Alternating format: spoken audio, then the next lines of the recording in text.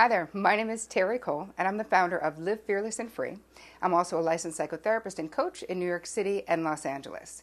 Today, I want to teach you how to overcome the fear that might just be running your life. So let me start by asking you a question. How much of your life do you think is run by unchecked fear? How much time do you spend worrying about what other people think about you? Do you speak your mind with ease and grace? Or do you have the disease to please? Are you so afraid of failure that you don't even try the things that you really want to do in your life? All of these things are ways that your fear mind or your mafia mind are running your life. So I've spent the last 15 years of my career teaching clients and students how to kick the crap out of their mafia mind. And now it's time for you to learn as well. So what makes me an expert on fear? I got my master's in clinical social work to become a therapist in 1997. And as I was graduating from grad school, the single most important event of my life happened, and I met Victor, the man who would become my husband. Now, Vic was a widower who lived in New Jersey with 3 acting out angry teenage sons. They lost their mom when they were little kids, and she had died of cancer when she was 29. But I didn't care. Vic was perfect for me, and they were perfect, and I'd found my family, and I was thrilled. So 2 months into my relationship with my new family, my father, who was not sick, dropped dead suddenly of a heart attack, which was very traumatic. And 2 months after that, I was cleaning out my father's house with my sisters, and I found a lump in the base of my throat.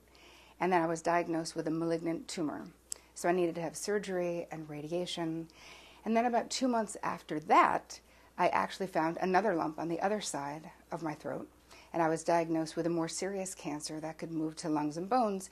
And I had the same surgery over radiation. And at this point, isolation followed because all of these things were very traumatic, especially as I was developing this relationship with these boys, these kids who had lost their mom so young. So after the second cancer surgery, things were starting to get back to normal. And I was like, okay, we're in our family flow, it's working. And I heard something in the backyard. It was a beautiful summer night. And I opened the door to step outside. And I see this huge stocking-faced man kneeling on Vic's back with a large gun to the back of his head. So we were robbed at gunpoint in our home with one of the boys in the house. And this, my friends, completed my PhD in fear. For the first time in my life, I was afraid all the time. And although the therapist in me knew it was a traumatic response, the human in me was incensed.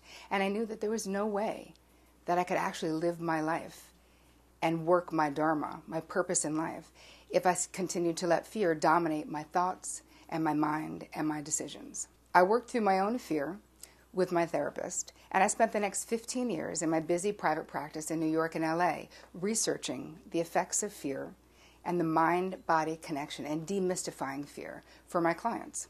So I'm going to share a few truths that I know about fear from this 15 years of research.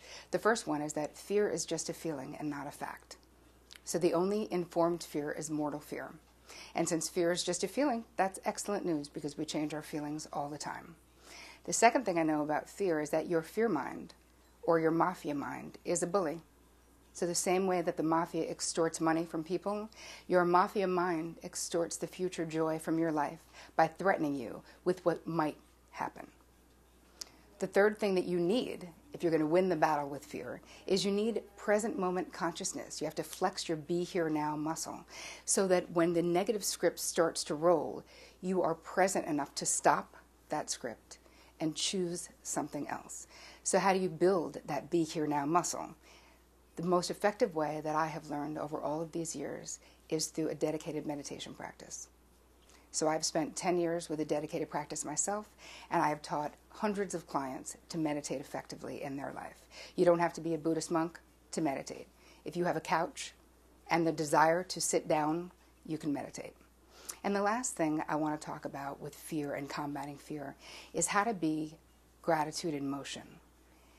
When you are fearfully ruminating, it's incredibly isolating. So nothing gets you out of your head and into living your life faster than sharing your unique and special gifts and talents with others. So I want to leave you with a challenge. I want you to take 7 days and I want you to meditate for 10 minutes a day. The first thing you're going to do is create a sacred space, and I'll call it an external sacred space because this is going to be the symbol to remind you to create stillness and silence and an internal sacred space.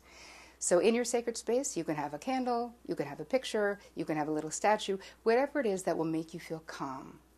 And then I'm going to ask you for 10 minutes a day for 7 days to set your egg timer, to sit your butt on the pillow, and start your meditation with 2 questions. What do I really want? And what am I really afraid of? And then you're going to spend 10 minutes just letting those answers come into your mind, because they will. When you get to the fear that is in your unconscious mind and you bring it into your conscious mind, now you can have power over it. You can release it. You can decide it isn't true.